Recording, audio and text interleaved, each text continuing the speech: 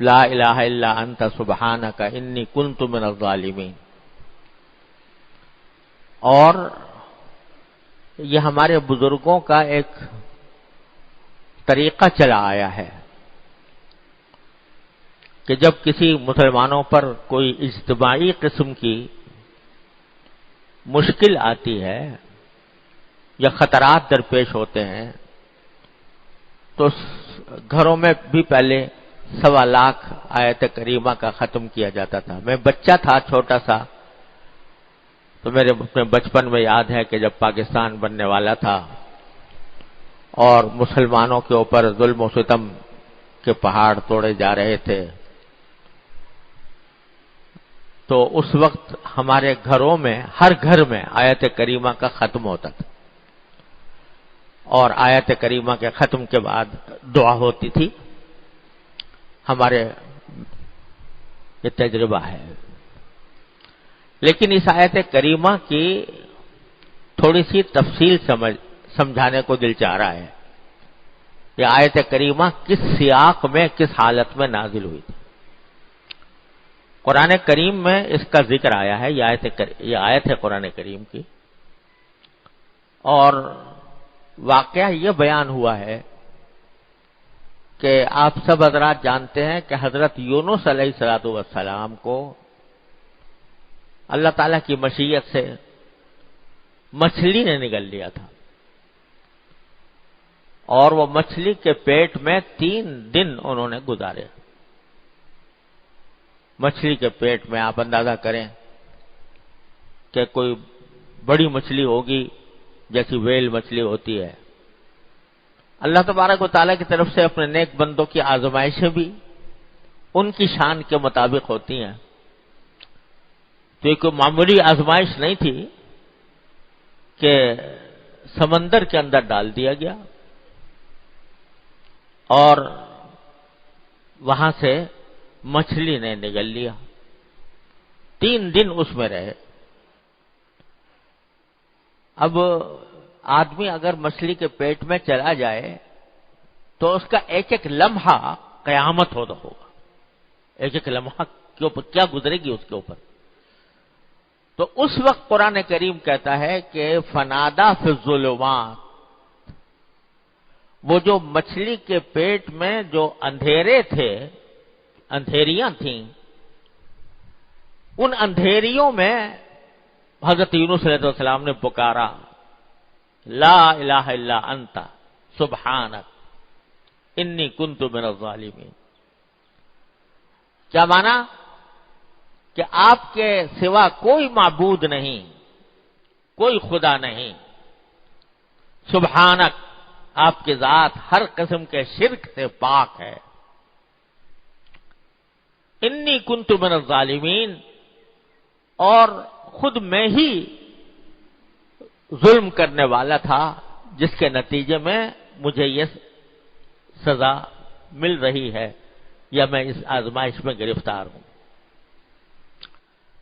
اب یہاں آپ ذرا یہ دیکھو کہ موقع تو یہ تھا کہ آدمی دعا کرے یا اللہ مجھے اس مچھلی کے پیٹ سے نکال دے، مجھے قید خانے سے رہائی عطا فرما دے، مجھے اس ظلمت سے، اس اندھیرے سے میری جان بچا لے. لیکن حضرت یونس علیہ السلام نے براہ راست کوئی دعا اس قسم کی نہیں کی. بس کیا کہا لا الہ الا انت، بھی نہیں کیا ہے. آپ نے کیا ہے آپ کی مشیت سے ہوا ہے. اب یہ کہ آپ کی مشیت سے مجھے مچھلی کے پیٹ میں ڈال دیا گیا تو اس میں ایک شکوے کا پہلو ہو سکتا تھا کہ آپ ہی نے ڈال دیا مجھے اس مچھلی کے پیٹ میں. تو گویا ایک طرح سے شکوہ ہوا کہ میں یہ سے بچنے کا اور اس سے نکلنے کا راستہ بھی سوائے آپ کے کوئی اور نہیں. تکلیف آپ نہیں دی، برحق دی، لیکن نکلنے کا راستہ بھی آپ کے سوا کوئی نہیں. آپ ہی نکالیں گے، آپ ہی اپنے فضل و کرم سے دور کریں گے. ایک واقعہ لکھا کہ میرا ایک پوتا ہے، تو اس کو ماں مار رہی تھی اور وہ رو رہا تھا، اور روتے روتے رو بھی رہا ہے اور پھر ماں سے لپٹ بھی رہا ہے۔ ایک مرتبہ کہو لا الہ الا انت، یہ کہہ کر کہ یا اللہ جو کچھ بھی آئی ہے مصیبت وہ آپ ہی کی طرف سے آئی ہے، لیکن وہ آئی ہے میری غلطی کی وجہ سے۔ اور دوسری مرتبہ کہو لا الہ الا انت کہ اس مصیبت کو دور کرنے والا بھی آپ کے سوا کوئی اور نہیں۔ تو دونوں ایک مرتبہ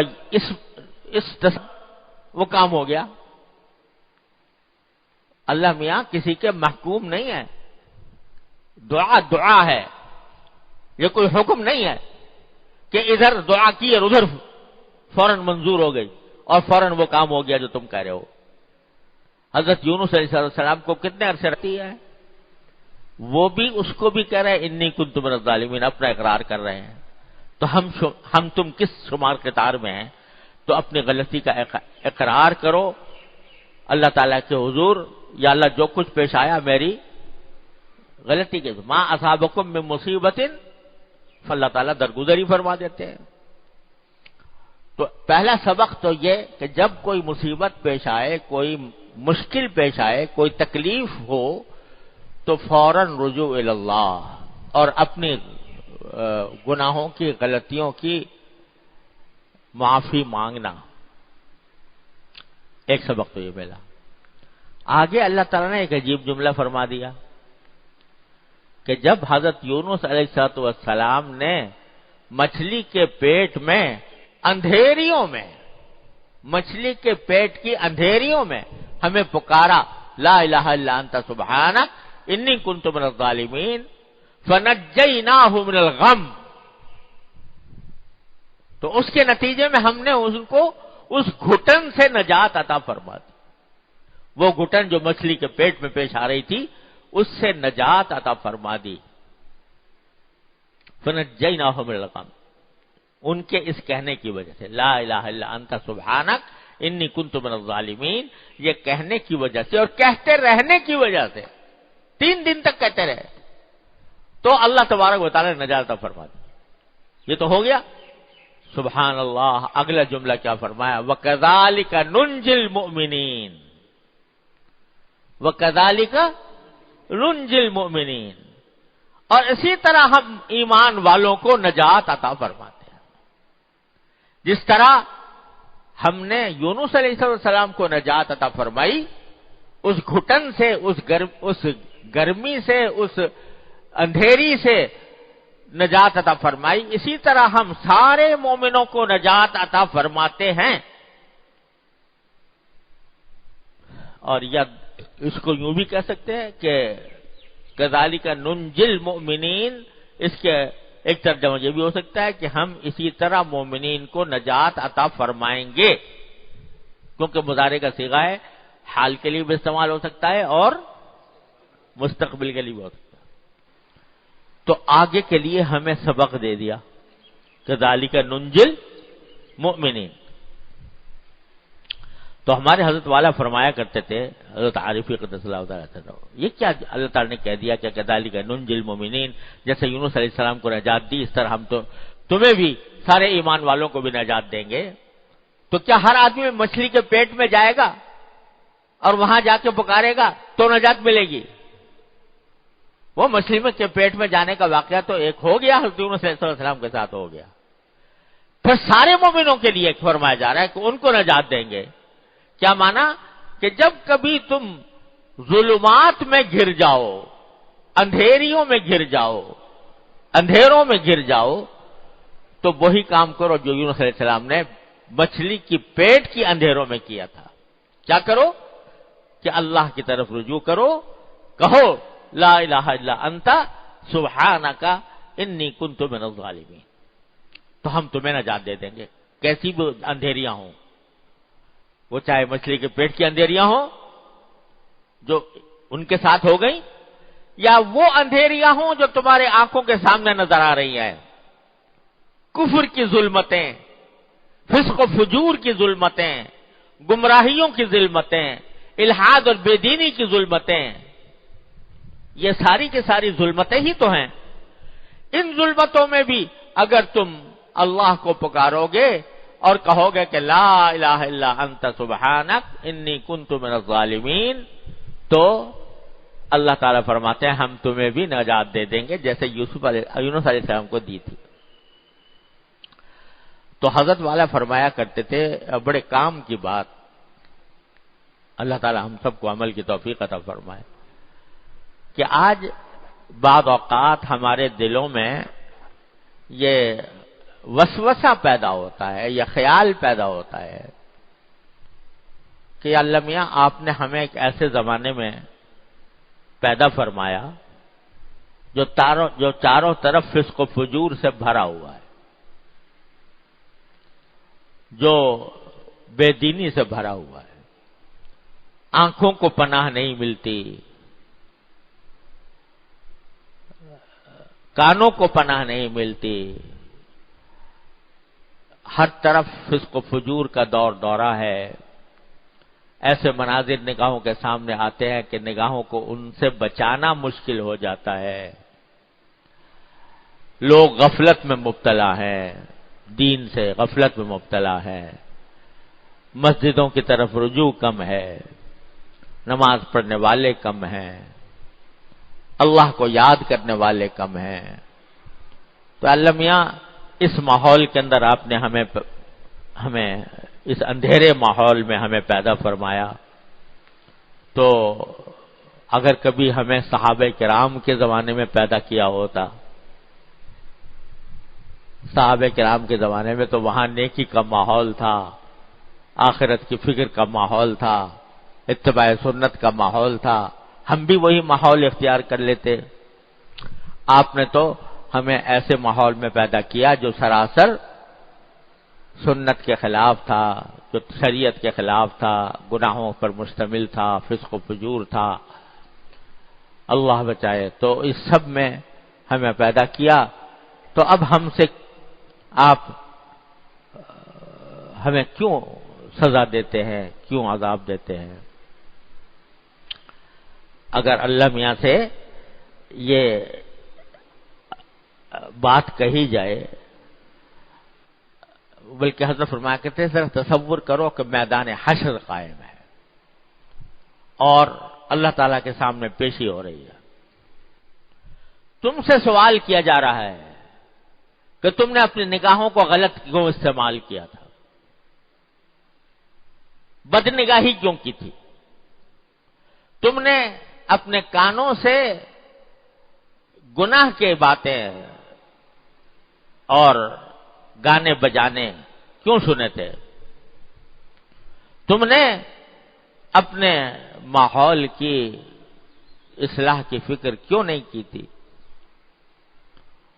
تو تم نے یہ جواب دے دیا جو میں نے ابھی کہا کہ اللہ میاں آپ نے اگر صحابہ کے زمانے میں پیدا کیا ہوتا تو ہم سب کچھ کرتے، لیکن آپ نے تو آخری دور میں پیدا کیا جو چاروں طرف گناہوں سے بھڑکا ہوا ہے، اندھیریاں ہی اندھیریاں پھیلی ہوئی۔ اس پر اللہ تبارک و تعالی اگر یہ فرمائے کہ کیا میں ان اندھیریوں کو دور کرنے پر قادر نہیں تھا، مجھ سے مانگا کیوں نہیں، مجھ سے مانگا کیوں نہیں کہ اللہ یہ ساری اندھیریاں پھیلی ہوئی ہیں، اور میں نے کہہ دیا تھا کہ کذالک ننجی المؤمنین، جب کبھی اندھیریوں کے اندر تم پھنس جاؤ تو مجھے پکارو، کہو لا الہ الا انت سبحانک انی کنت من الظالمین۔ تو میں نے تم کو یہ صاف صاف اعلان کر دیا تھا کہ جب کبھی اندھیریوں میں گھیرو مجھے پکارو۔ تو اگر تم مجھ سے یہ کہتے اپنی زندگی میں کہ یا اللہ میرا ماحول بڑا خراب ہے، میں اس ماحول سے متاثر ہو رہا ہوں، مغلوب ہو رہا ہوں، میں گناہوں کی طرف میری رغبت بڑھ رہی ہے اور میں فساد والے ماحول میں گھر گیا ہوں، اے اللہ مجھے نکال لے اس سے۔ لا الہ الا انت سبحانک انی کنت من الظالمین، مجھے اس اندھیری سے نکال لے، یہ کیوں نہیں کہا؟ تو بتاؤ اس وقت کیا جواب ہوگا؟ لہذا ہمارے حضرت فرمایا کرتے تھے، اللہ تعالیٰ ان کے درجات بلند فرمائے، کہ یہ کام اگر ہر مومن روزانہ کر لے، کیا کر لے؟ کہ روزانہ اپنے پروردگار کے حضور حاضر ہو کر یہ فریاد پیش کرے کہ یا اللہ میں ایسے ظلمتوں والے ماحول میں گھرا ہوا ہوں، چاروں طرف ہمارے فسق و فجور کا بازار گرم ہے، چاروں طرف آگ بھڑکی ہوئی ہے، گناہوں کی آگ بھڑکی ہوئی ہے، ہماری آنکھوں کو پناہ نہیں ملتی، کانوں کو پناہ نہیں ملتی، ہر طرف گناہوں کا دور دورہ ہے، اے اللہ میں اس میں مجبور ہو رہا ہوں، اپنے رحمت سے مجھے اس دلدل سے نکال لے، اس اندھیروں کی اس دلدل سے نکال لے۔ روز یہ دعا مانگو اللہ تعالیٰ سے، صبح کو بھی مانگو، شام کو بھی مانگو۔ حضرت فرماتے تھے کہ صبح کو جب فجر کی نماز پڑھ کے فارغ ہو تو جو ادعیہ معصورہ ہیں اور جو اذکار معصورہ ہیں وہ کرنے کے بعد ایک مرتبہ کہو کہ ان صلاتی و نسکی و محیای و مماتی للہ رب العالمین، یہ کہہ لو، اللہ جو آج میں کام کروں گا وہ چاہے نماز ہو، چاہے عبادت ہو، چاہے میری زندگی کے کام ہو، چاہے میرے موت کے کام ہو، سب اللہ آپ کے لیے ہوں گے، رب العالمین کے لیے۔ اور پھر اسی وقت مانگ بھی لو دعا، یا اللہ میں کہہ تو رہا ہوں ان صلاتی و نسکی و محیای و مماتی للہ رب العالمین، لیکن میں خود سے اس پر عمل کرنے پر قدرت نہیں رکھتا جب تک کہ آپ کی توفیق شامل نہ ہو، لہذا کہہ دو یا اللہ مجھے اس کے اوپر عمل کی توفیق بھی عطا فرما۔ یا اللہ آج کی زندگی میں جب باہر نکلوں گا، زندگی کا کارزار میں داخل ہوں گا، زندگی کے معرکے میں داخل ہوں گا، تو وہاں نہ جانے کیا حالات پیش آئیں، کہاں میں بھٹک جاؤں، کہاں میں بہک جاؤں، تو اے اللہ اپنے رحمت سے مجھے، اپنے فضل و کرم سے مجھے نجات عطا فرمائیے گا ان اندھیریوں سے۔ صبح کو یہ دعا مانگ لو روزانہ۔ ابھی میں نے کہا نا، کوئی یہ سمجھو کہ میں نے آج یہ دعا کی تھی اور آج ہی ایک دن میں انقلاب آ جائے، ایسا اللہ تعالیٰ کی مشیت ہوتی ہے، اسی کے مطابق کام ہوتا ہے۔ 3 دن مانگی دعا مچھلی کے پیٹ میں، تب جا کے وہ باہر آئے، تو تم یہ سمجھو کہ آج میں نے ایک کام شروع کر دیا بس فوراً میں بالکل متقی پرہیزگار بن جاؤں گا، یہ ضروری نہیں ہے۔ اللہ کی رحمت ہے، ہو سکتا ہے اللہ تعالیٰ ایک ہی لمحے میں زندگی بدل دے۔ بہت سے لوگوں کے لیے کے ساتھ ایسا بھی پیش آیا ہے کہ ایک ہی لمحے میں زندگی بدل گئی۔ لیکن مانگو اور مانگتے رہو، روز مانگو اللہ تعالیٰ سے، تو اللہ تبارک و تعالیٰ انشاءاللہ کچھ دن عمل کرو گے، 40 دن عمل کرو گے، تو اللہ تبارک و تعالیٰ کی رحمت سے انشاءاللہ یہ دعا رد نہیں ہوگی، یہ دعا رد نہیں ہو سکتی۔ دیکھو اور دعائیں جو ہم مانگتے ہیں نا، جیسے یہ مانگتے ہیں کہ یا اللہ مجھے صحت دے دے، یہ دعا مانگتے ہیں یا اللہ مجھے مال دولت دے دے، یہ دعا مانگتے ہیں کہ میرا اچھا کاروبار ہو جائے، یہ دعا مانگتے ہیں کہ مجھے کوئی اچھا مکان مل جائے وغیرہ۔ تو ان سب دعاؤں میں یہ احتمال ہے کہ ہم تو مانگ رہے ہیں کہ اس کو، لیکن اللہ تعالیٰ ہی بہتر جانتے ہیں کہ یہ میرے لیے بہتر ہے کہ نہیں۔ میں مانگ رہا ہوں مجھے اچھا مکان دے دے، اللہ تعالیٰ ہی بہتر جانتے ہیں اس کو مکان ملے گا تو بہتر ہوگا، اس کے لیے نہیں ہوگا۔ مکان میں ملنے کے بعد یہ فرعون تو نہیں بن جائے گا، تو بعض اوقات اللہ تعالیٰ وہ نہیں دیتے، اسے اچھی چیز دے دیتے، ان کی حکمت اور مصلحت کے مطابق وہ دعا کو پورا کرتے ہیں۔ لیکن جب کوئی بندہ دین مانگے اور صلاح مانگے، تقوی مانگے، اتباع سنت مانگے اللہ تعالیٰ سے، تو اتباع سنت جب مانگے گا اور دین مانگے گا تو یہاں تو یہ احتمال نہیں ہے کہ اس کے سوا کوئی اور چیز بہتر ہو، اتباع سنت سے بہتر کوئی اور چیز ہو، اللہ میاں اتباع سنت نہ دے کچھ اور دے دے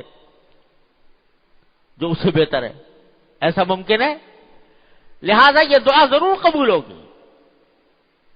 ضرور قبول ہوگی، بشرطے کہ اخلاص کے ساتھ مانگو، واقعی مانگو، مانگنے کی طرح مانگو،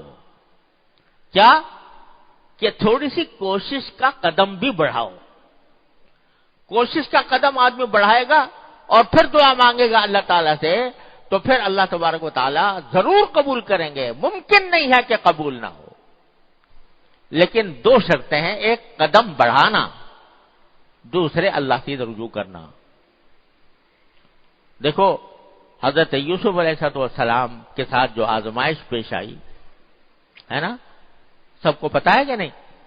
زلیخا نے گناہ کی دعوت دی اور قرآن کہتا ہے وغلقت الابواب، سارے دروازوں میں تالے ڈال دیے کہ یوسف علیہ السلام باہر نہ نکل سکے۔ اب یوسف علیہ السلام آنکھوں سے دیکھ رہے تھے کہ دروازوں میں تالے پڑے ہوئے ہیں، آگے باہر نکلنے کا راستہ نہیں ہے، لیکن یہ سوچا کہ میرے بس میں اتنا ہے کہ میں یہاں سے بھاگ کر دروازے تک چلا جاؤں، یہ بس میں ہے، تو بھاگ پڑے۔ جب اس نے دعوت دی گناہ کی تو ایسا نہیں ہے کہ وہیں کھڑے کھڑے دعا مانگ لی ہو اللہ میاں سے بچنے کی، بلکہ جہاں تک بس میں تھا وہاں تک دوڑے، جب دوڑے اپنا کام کر لیا، دوڑ کر مانگا اللہ میاں سے یا اللہ مجھے اس مصیبت سے، اس آزمائش سے نجات دے دیجئے، تو اپنی طرف سے قدم بھی بڑھایا، چاہے وہ تھوڑا ہی سا کیوں نہ ہو، لیکن بڑھایا، سچے دل سے مانگا اللہ تعالی سے، تو کیا ہوا؟ دروازے کھل گئے۔ تو مولانا رومی اس کو فرماتے ہیں کہ گرچہ رکھنا نیست عالم را پدید، گرچہ رکھنا نیست عالم را پدید، خیرہ یوسف وار میں باید دوید، اگرچہ اس دنیا کے اندر تمہیں کوئی باہر نکلنے کا راستہ نظر نہیں آ رہا، رکھنا نظر نہیں آ رہا جس سے تم باہر نکلو اس گناہوں کی وادی سے، تو اس کے باوجود تمہیں اسی طرح دوڑ لگانی چاہیے جیسے یوسف علیہ السلام نے لگائی تھی، خیرہ یوسف وار میں باید دوید، تو انشاءاللہ وہ دعا قبول ہوگی۔ تو ایک تو صبح کے وقت میں یہ دعا مانگ لو، روز کوئی دن خالی نہ جائے، یا اللہ دن شروع ہو رہا ہے، زندگی کے معرکے میں داخل ہو رہا ہوں، اے اللہ مجھے گناہوں سے بچا لے، اے اللہ مجھے اپنے احکام کے مطابق، سنت کے مطابق زندگی عطا فرما، میرا ہر کام سنت کے مطابق ہو جائے، یہ دعا مانگ لو، صدق دل سے مانگ لو، سچے دل سے مانگ لو، اور اپنی طرف سے جو نظام زندگی بناؤ اس دن کے لیے، تو اس دن میں یہ تصور کر لو کہ میں انشاءاللہ ان سب چیزوں گناہوں سے بچوں گا، آنکھوں کی حفاظت کروں گا، کان کی حفاظت کروں گا، زبان کی حفاظت کروں گا، زبان سے کوئی غلط بات نہیں نکلے گی، زبان سے کسی کی غیبت نہیں ہوگی، زبان سے جھوٹ نہیں نکلے گا وغیرہ، یہ سب دعائیں مانگ کر یعنی یہ ارادہ کر کے کہہ دو ان صلاتی و نسکی و محیای و مماتی للہ رب العالمین، اور پھر اللہ یہیں سے مانگ لو یا اللہ نے ارادہ تو کر لیا لیکن اس ارادے پر ثابت قدم رکھنا اور اس ارادے کے تقاضوں پر پوری طرح عمل کروانا، اے اللہ آپ کا کام ہے، آپ کے سوا کوئی نہیں کر سکتا، کر کے دیکھو یہ کام، میں 40 دن یہ کام کر لو، انشاءاللہ ثم انشاءاللہ جو گناہ میں جس گناہ میں جو مبتلا ہے انشاءاللہ وہ